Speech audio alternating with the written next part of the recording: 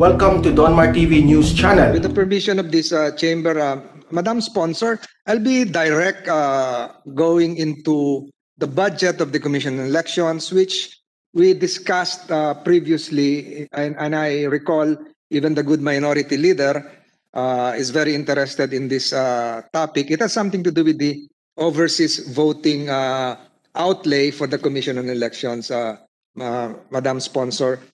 For this year, how much is the budget for overseas voting preparations for the Commission on Elections?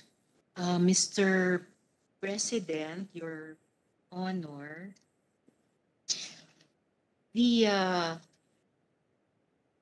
overseas voting and continuing registration by the COMELEC for next year, which falls under its proposed locally fund. Oh, I'm sorry. Yes, Mr. President. For this year, Mr. President, is at 22 million pesos, Your Honor. So 22 million. Yes, And that would be a year before a general elections. For the that is 29 actually for this year. for Your this year. Honor, Mr. President, yes. No, I'm asking for the budget allotted for next year. Forgive me, Mr. President. For yes, for fiscal year 2021, the overseas voting and continuing registration allocation, which is one of the locally funded projects proposed for the COMELEC budget, amounts to 22.735 million pesos, Your Honor. So a little, just a very little more than what was appropriated for this year's item, Your Honor, Mr. President. And correct me, Madam Chair, Mr. President, if I'm not mistaken, a year before a general elections, specifically, for instance, 2018, prior to the 2019 elections, it would appear that there is a downtrend, so to speak, of the budgetary allocation for overseas voting.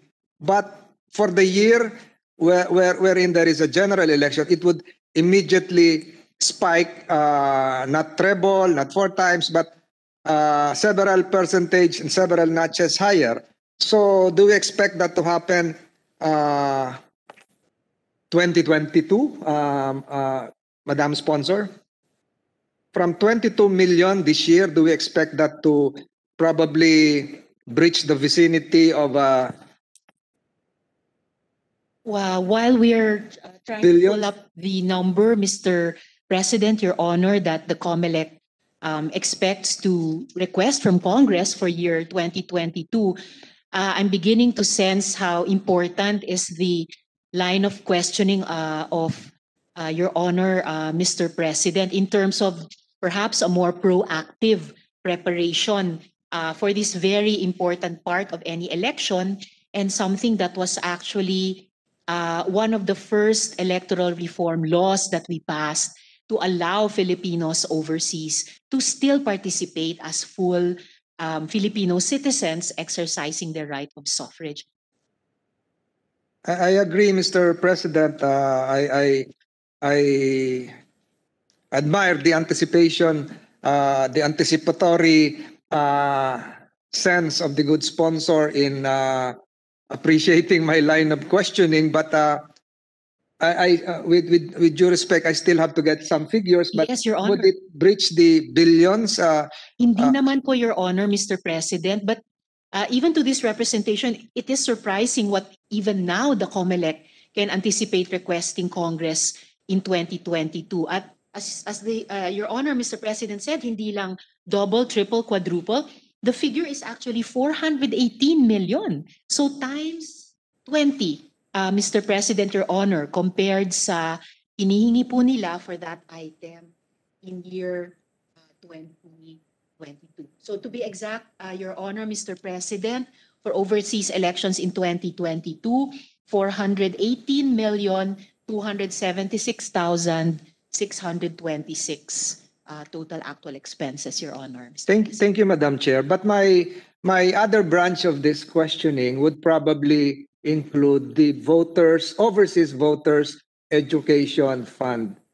from my understanding on how the commission, and with due respect to our friends there, it would appear that during election year, they would ask for a big amount from Congress, and that would include an amount for voters' education. Correct me, Madam Sponsor, if this is correct. My question really is, why do we have to educate the voters on the year where the election is scheduled? Why can't we have a longer planning for this? Why can't we do this year or next year? Not on the year of the elections, 2022, Madam Sponsor. Yes, Your Honor, Mr. President. So this representation's anticipation was right that Your Honor was leading to really recommending or suggesting to the Commission on Elections that they be more proactive even before the eve of a general or even midterm elections as far as yung pag-engganyo sa partisipasyon ng ating mga kababayan overseas. Particular to the conduct of voters' education and information campaign through print, radio, television, and social media. Although, Your Honor, this is not disaggregated for overseas absentee voting.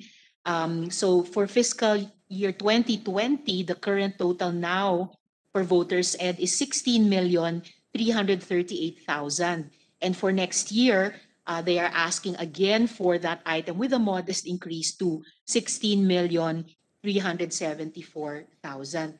I'll ask COMELEC, Your Honor, Mr. President, if they have the disaggregated amount for the voters ed for overseas absentee voting, Your Honor. We are getting it, the COMELEC is getting it as we speak, Your Honor, Mr. President. And I can return to it before our hearing. Thank you, Madam Chair.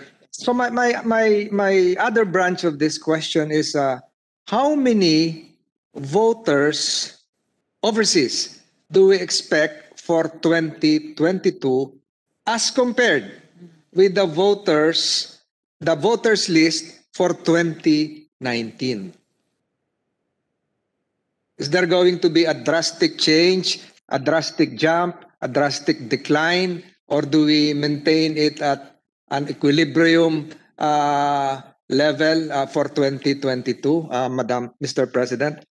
Your Honor, Mr. President, even this representation was surprised by the number. Overseas elections, last year, we saw a total number of registered overseas absentee voters in the magnitude of 1,822,173. But in year 2022, ang anticipation po ng COMELEC sa OAV participation actually drops, Your Honor, to 1,657,750. And Your Honor is correct, this issue, even this concern came up even in the committee hearing kasi di ba gusto nga po natin na dumami pa yung mga kababayan natin overseas na lumahok. And in fact, traditionally, COMELEC will spend more on those election years, and Congress has always been willing to support such increased requests, Your Honor, Mr. President. Mr. President, Madam Sponsor, correct me if I'm wrong in this conjecture.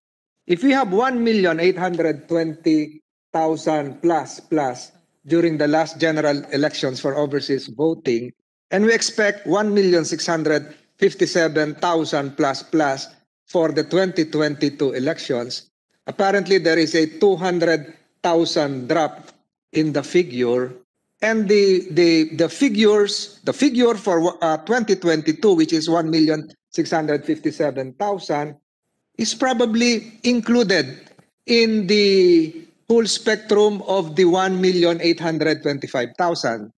So my question is this: why are we spending, Madam Chair, Mr. President, an X amount for voters' education for voters who presumably have been educated before, informed before by the Commission on Elections through prior educational information campaigns? They were already included in that herd that were informed by the Commission on Elections. This is the same people who will also be informed and re-educated this coming 2022. Ang tanong ko po, bakit kagastusan pa natin ng voters education campaign yung na-educate na natin dati?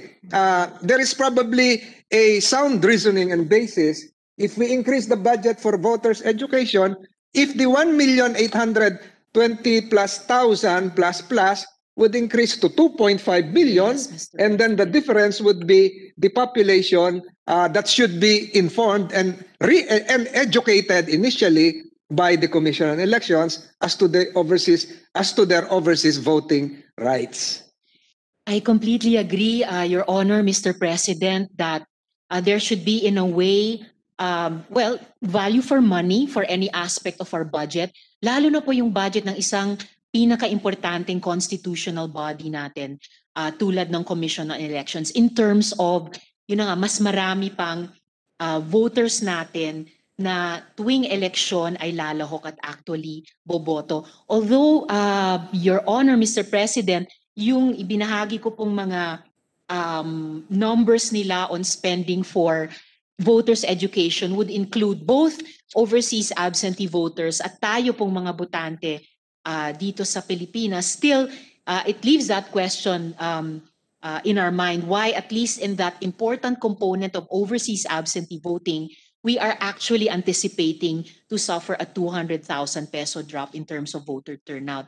But maybe part of the answer, I will ask COMELEC for additional response to that particular point, Your Honor, Mr. President. But in terms of leaving the quantity aside momentarily, in terms of the quality or the content, perhaps election upon election, kahit po continuous ang voters education efforts ng COMELEC, baka po dahil din every election, Your Honor, Mr. President, given also the developments in the voting technology or demographic changes in our voting population, there are still new voters ed activities that need to be undertaken. Halimbawa po, Your Honor, Mr. President, noong 2019, ang voters education activities po ng COMELEC, kabilang dito yung conduct of vote counting machine demonstration, yung No Elections Better seminar, yung Women and Elections seminar, which this representation can certainly appreciate very much. And Your Honor,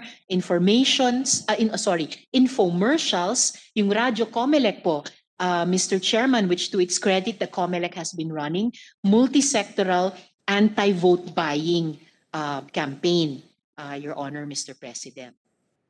So, Mr. President, the reason probably for discontinuing expenditure is that there is a need for, likewise, for a continuing information campaign. Yes, even Mr. if there is a President, drop Your Honor. in the number of voters. So, and perhaps, Your Honor, Mr. President, pwede ko pong hingin sa COMELEC for the benefit of this representation and all of us as well na mga electoral reform advocates, perhaps there are differences in the demographics of those who would make up the total voters turnout in 2022. Kasama na po yung ating mga first-time voters.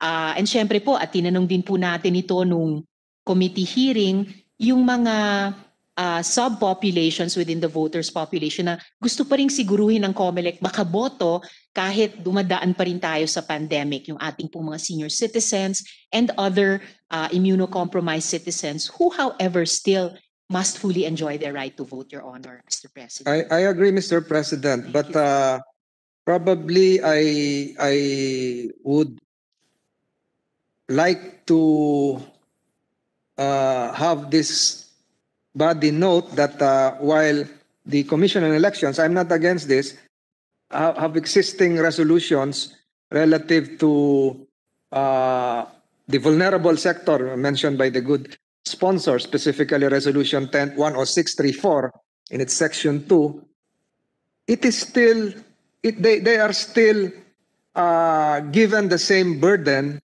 of going to the embassies to physically register. So it doesn't change the situation.